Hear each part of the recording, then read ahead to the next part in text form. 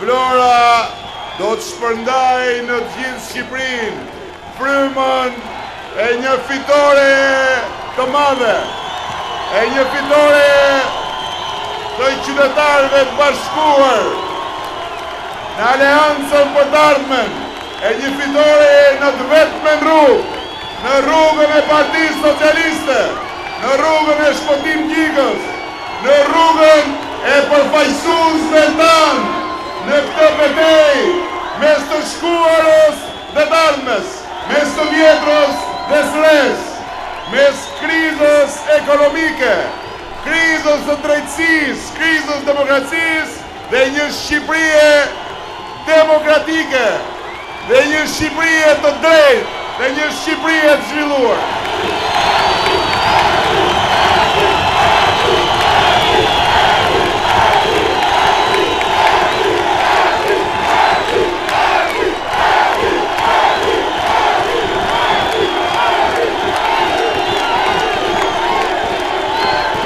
Unë e di fare mirë që ju Saliun keni kohë që e keni hequr nga llogaritë tuaja. Por nuk mund të rrit dot pa e thënë këtu sot se Saliu edhe këtë herë e ka fyer rënd Vlorën, e ka fyer duke nxjerr atë kandidatin e tij, e ka fyer duke thënë ju jeni të parët, e pastaj duke ju vënë përpara një llos për t'ju lënë mbrapa, një kandidat që interesin më të madh në jetë ka lojën me lufta gjelash, një kandidat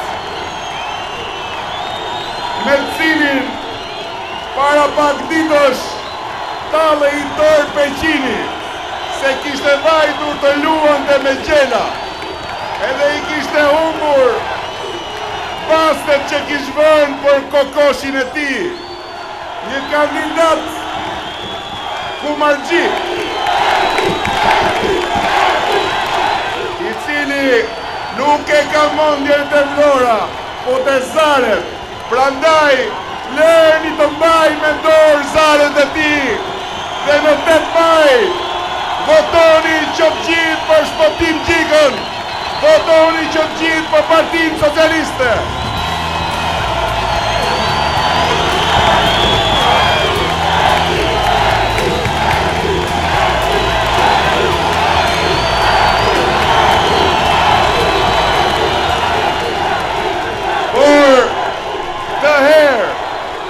Saliu nuk ka fyer vetëm Vlorën me këtë farë kumargjiu që luan lufta gjelash dhe hedh zaret ditë e natë.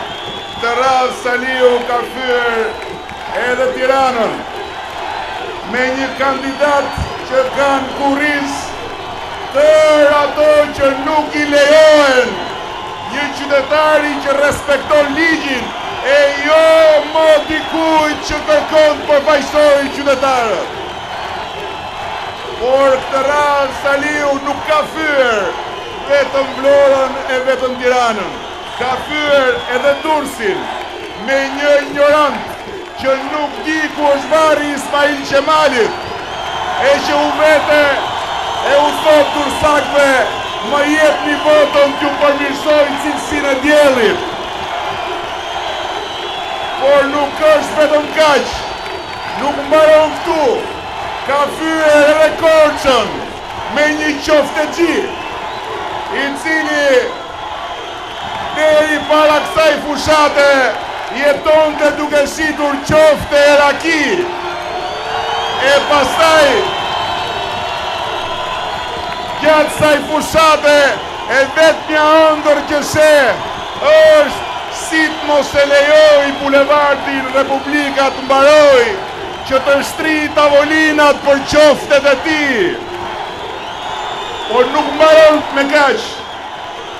Saliu ka fyer dhe Elbasanin, me një matrapaz të cilin sigurisht ja ka sugjeruar Iliri, matrapazi i tij i dashur,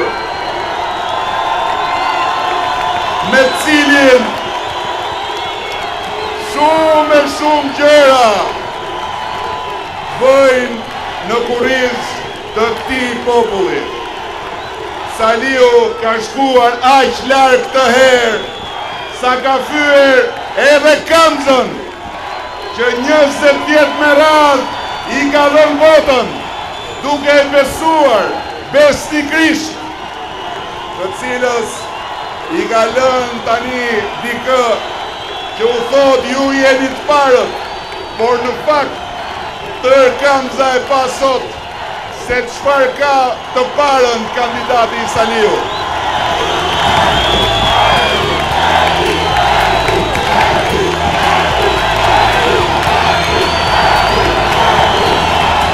Kontra dhe tepër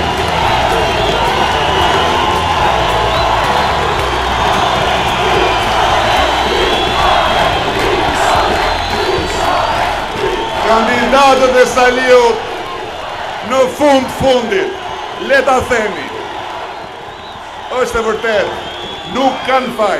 Kush e ka fajin? Sepse është Saliu ai që e ka fajin. Dhe dua t'ju them juve këtu në Vlorë që e njihni ndoshta pak më mirë se të tjerët. Presionet, shantazhet, kërcënimet, por shkojnë duke ushtuar për ditë, e dini pse? Sepse Saliu ka për ditë më shumë frikë nga 8 maji.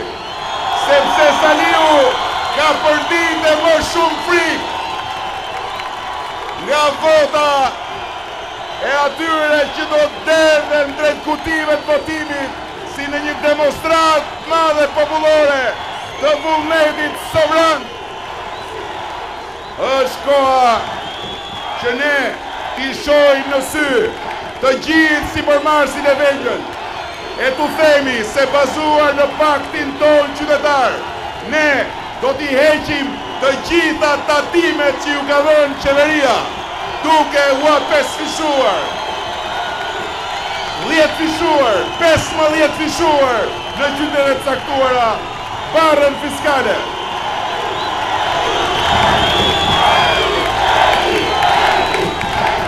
Ne jemi angazhuar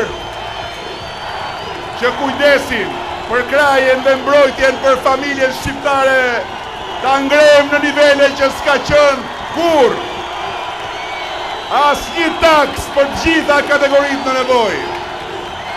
Të paktën për gjysmimin të VSH-s për ushqimin bazë, që do të thotë se ne me këtë mas do të ulim çmimet për ushqimin bazë, ndërkohë që për bukën, qumsin dhe vezët do ta heqim krejtësisht të VSH-n, se nuk mund ketë një Shqipëri ku fëmijë i familjes varfra të mund të lagin dot buzët me qumësh për shkak të varfrisë.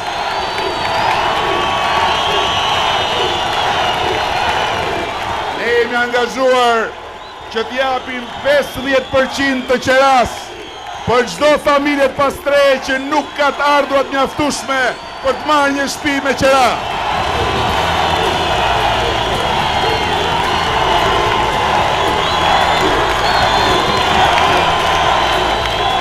Në 8 maj ju do të votoni për punësimin, ju do të votoni për të mbrojtur familjen tuaj, ju do të votoni për ëndrat e shpresat tuaja në këtë vend, të cilit Zoti i ka dhënë gjithçka i duhet për të qenë i mirëqenë dhe që populli të jetojë i qetë në paqe.